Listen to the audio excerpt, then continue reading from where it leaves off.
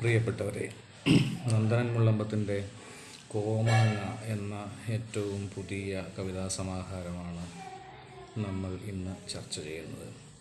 വലിയ ആഹ്ലാദത്തോടു കൂടിയാണ് ഞാൻ ഈ ചർച്ചയിൽ പങ്കെടുക്കുന്നത്. കാരണം നന്ദൻ എന്ന കവിയുടെ പേര്, നന്ദൻ എന്ന കവിയും നന്ദനൻ്റെ കവിതകളും എൻ്റെ ഉള്ളിൽ കയറിപ്പറ്റിയിട്ട് ഒരു പതിറ്റാണ്ടോളമാകുന്നു. ഇപ്പോൾ 2014 നന്ദനൻ്റെ, അല്ലെങ്കിൽ അതിന് തൊട്ട് മുൻപ് ആവണം, നന്ദനൻ്റെ മുടിക്കൽ പുഴ എന്ന കാവ്യസമാഹാരം പ്രസിദ്ധീകരിക്കപ്പെട്ടത്.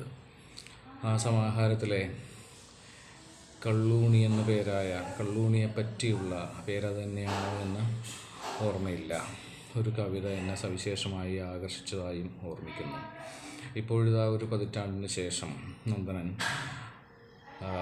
കോമാങ്ങ എന്ന തൻ്റെ സമാഹാരവുമായി വന്നിരിക്കുന്നു. കോമാങ്ങ ഒരു നട്ടുമാവിൻ്റെ, മാമ്പഴത്തിൻ്റെ പേരാണ്. അത് ഗ്രാമ്യഭാഷയിൽ പുഴയിലെ കല്ലുപോലെ തേഞ്ഞ് ഒഴുക്കത്താൽ മിനുസപ്പെട്ട് കോമാങ്ങയായി മാറുന്നു. ഗോമാങ്ങയാണ് കോമാങ്ങയായി മാറുന്നത്. ഈ രണ്ട് വാക്കുകൾ തമ്മിൽ വലിയ അന്തരമുണ്ട് കവിതയെ സംബന്ധിച്ച്. കവിത എന്ന അനുഭൂതി നിവേദനത്തെ സംബന്ധിച്ച് ആവുമ്പോൾ ഗോമാങ്ങയല്ല കോമാങ്ങ, അത് തമ്മിൽ വലിയ അന്തരമുണ്ട്. ഒരുപക്ഷെ വെള്ളവും ജലവും തമ്മിൽ ഉള്ളത്ര, അഗ്നിയും തീയും തമ്മിൽ ഉള്ളത്ര, ഹരിതവും പച്ചയും തമ്മിൽ ഉള്ളത്ര, ആര്യവും അനാര്യവുമായവ തമ്മിൽ ഉള്ളത്ര, ആഢ്യവും അനാഢ്യവും ആയവ തമ്മിൽ ഉള്ളത്ര. ഈ വലിയൊരു വ്യത്യാസത്തെയാണ് എഴുതുന്നത് നന്ദനൻ്റെ കവിതകൾ. ഗ്രാമീണരുടെ അനുഭവ ലോകത്തെ തൻ്റെ കഥാകാവ്യങ്ങളിലൂടെ നട്ടുവെളിച്ചം പോലെ നർമ്മവും സ്നേഹവും പ്രണയവും കാമവും നിറഞ്ഞു നിൽക്കുന്ന കഥാകാവ്യങ്ങളിലൂടെ, ഗദ്യ കഥാകാവ്യങ്ങളിലൂടെ, ഗ്രാമീണ കഥാകാവ്യങ്ങളിലൂടെ ആവിഷ്കരിക്കുകയാണ് നന്ദനൻ. നമുക്ക് ഈ പുസ്തകത്തിലെ അവസാന കവിതയും പുസ്തക പേരായി തീർന്ന കവിതയുമായ കോമാങ്ങയിലേക്ക് തന്നെ മടങ്ങി വരാം. കോമാങ്ങയെക്കുറിച്ച് പറയുമ്പോൾ ഗ്രാമീണമായ ഒരു പ്രണയാഖ്യാനം എന്ന് അതിനെ വിവരിക്കാം. ഏതാനും ചില വരികളിൽ ആവിഷ്കരിക്കപ്പെട്ടിരിക്കുന്നത്. അതിൽ രതിയുണ്ട്, പ്രണയമുണ്ട്, ഗുപ്തമായ രതിയുടെ ഹർഷങ്ങളുണ്ട്, ഒരു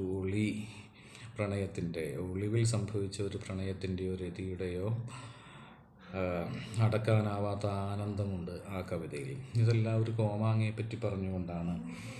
രണ്ട് യുവാക്കൾ തമ്മിൽ ഒരു കോമാങ്ങ പങ്കിട്ട് അനുഭവിച്ച രസത്തെപ്പറ്റി പറഞ്ഞുകൊണ്ടാണ് കവിതയിൽ ആവിഷ്കരിക്കപ്പെടുന്നത്. സുരേശനെ കണ്ടപ്പോൾ സുഷമ ആലോചിച്ചു, ചൊന തട്ടിയാൽ ചെറി പൊള്ളും, അണ്ടി കരണ്ടാൽ പല്ല് പുളിക്കും, തോലും തിന്നാൽ തൂറ്റലും പിടിക്കും, എന്നാലും സുരേശ എന്തൊരു മണേനും എന്തൊരു സുഖേനും ഇറങ്കോട്ട് മലയിലെ ആ കോമാങ്ങ എന്ന് സുരേശനെ കണ്ടപ്പോൾ സുഷമ ആലോചിച്ചവയുടെ ഗ്രാമ്യ ഭാഷയിലുള്ള ആവിഷ്കാരമാണ് കോമാങ്ങ.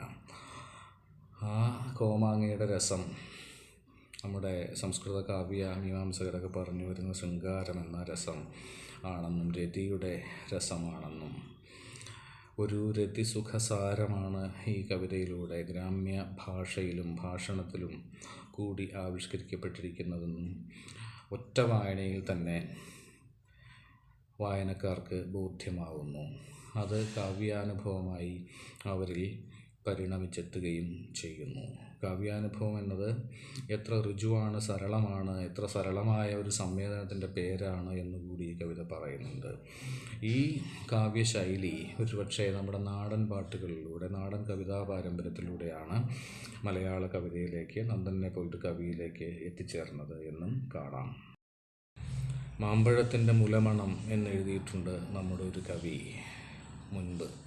ഡി വിനയേന്ദ്രനാണ് ആ കവി. ഒരുപക്ഷെ അദ്ദേഹത്തിന് മാത്രം സാധിക്കുന്ന ഗദ്യ നൈർമല്യത്തോടുകൂടി ഒരു ഘട്ടത്തിൽ അദ്ദേഹം അങ്ങനെയും പറഞ്ഞിട്ടുണ്ട്, മാമ്പഴത്തിൻ്റെ മുലമണം. ഇത് ഫ്രോയിഡിയൻ മനോവിജ്ഞാനീയത്തിൻ്റെ പിന്തുണയോടുകൂടിയല്ല, ഒരു കവിയുടെ പറച്ചിലാണത്. വളരെ സ്വാഭാവികമായ കവിത്വത്തിൻ്റെ പ്രകാശനമാണത്.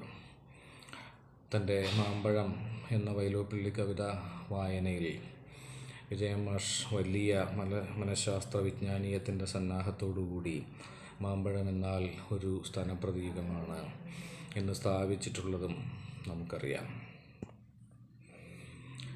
ഇത്തരത്തിലുള്ള അതിനു മുമ്പ് തന്നെ കാളിദാസൻ ഒരു കവിയുടെ കാഴ്ച ഉപയോഗിച്ച് ആമ്രകൂടം എന്ന ഒരു പർവ്വതത്തെ ഒരു മേഘത്തിൻ്റെ ഉയരക്കാഴ്ച ഉപയോഗിച്ച് ഭൂമിയുടെ സ്വർണ്ണ നിറമുള്ള അറ്റം കറുത്ത മൂലയായി കണ്ടിട്ടുണ്ട് എന്ന് നമുക്കറിയാം. ആമ്രകൂടം എന്നാണ്, മാമ്പഴം എന്നാണ് ആമ്രം എന്ന പേരിനർത്ഥം. നിറയെ മാമ്പഴ കാടുകളുള്ള, മാമ്പഴ കാവുകളുള്ള ഒരു മലയെ മുകളിൽ നിന്നുള്ള ആകാശക്കാഴ്ചയിൽ ഭൂമിയുടെ മുലകളായി കണ്ടിട്ടുണ്ട് കാളിദാസൻ. ഈ കാഴ്ചയ്ക്ക് ഫ്രോയിഡിൻ്റെ കൂടെ പിന്തുണയോടുകൂടി മാമ്പഴ വായനയിലേക്കൊരു വ്യാപ്തി നൽകുകയായിരുന്നു ഒരുപക്ഷെ വിജയമാഷ്.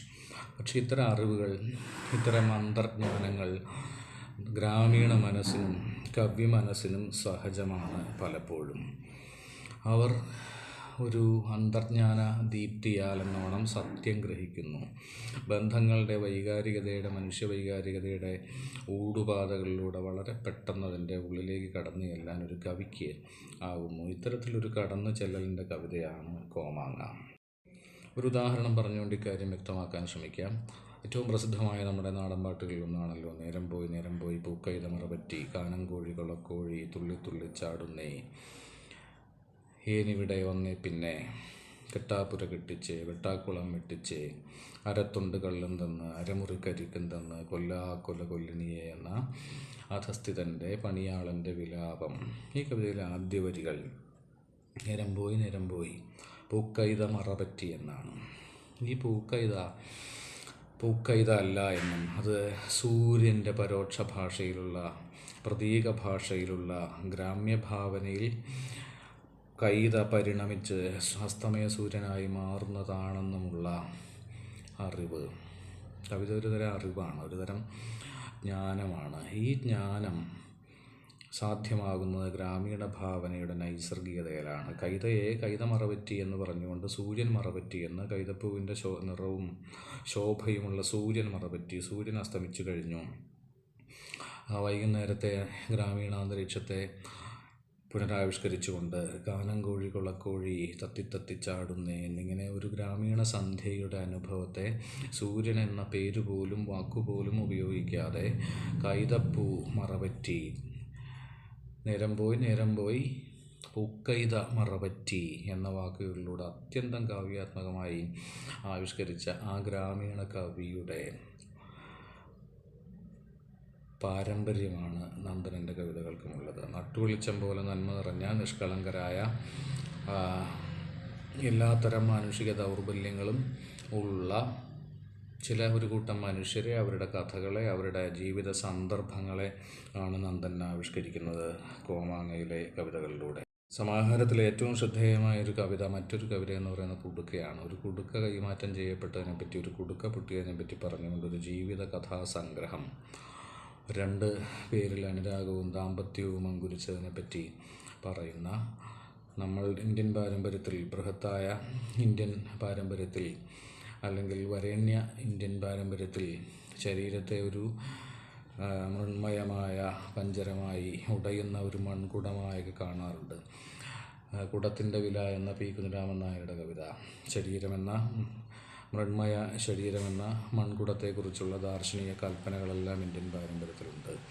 ഇവിടെ ആ കൽപ്പനകളെയെല്ലാം അവയോടുള്ള പരോക്ഷ ബന്ധം പോലും സൂചിപ്പിക്കാതെ ഒരു കുടുക്കയിൽ കൂട്ടിയിരുത്തുകയാണ് നന്ദൻ. ഒരു കുടമുടയുന്നത് പോലെ മനുഷ്യ ശരീരം ഉടയുന്നു, ബന്ധങ്ങൾ ഉടയുകയും ചെയ്യുന്നു എന്ന് പറയാൻ കുടുക്ക എന്ന ഒരു ലളിതമായ രൂപകമോ ചിഹ്നമോ, ധ്വനിസാന്ദ്രമായൊരു ചിഹ്നമോ മാത്രം മതി ഈ കവിക്ക്. ഇത്തരത്തിൽ കവിതയെ ഒരു പുതിയ സാരല്യത്തിലേക്ക്, നഷ്ടപ്രായമായ ഗ്രാമീണതയുടെ ആദിമ വിശുദ്ധിയിലേക്ക് ആനയിച്ചുകൊണ്ട് ഒരുതരം പ്രതിരോധത്തിൻ്റെയും പ്രതിബോധത്തിൻ്റെയും വാങ്മയമാക്കി മാറ്റുന്നു നന്ദനൻ തൻ്റെ കവിതകളെ. ഇതിന് വലിയ കാലിക സാംഗത്യമുണ്ട്, സമകാലിക സാംഗത്യമുണ്ട്.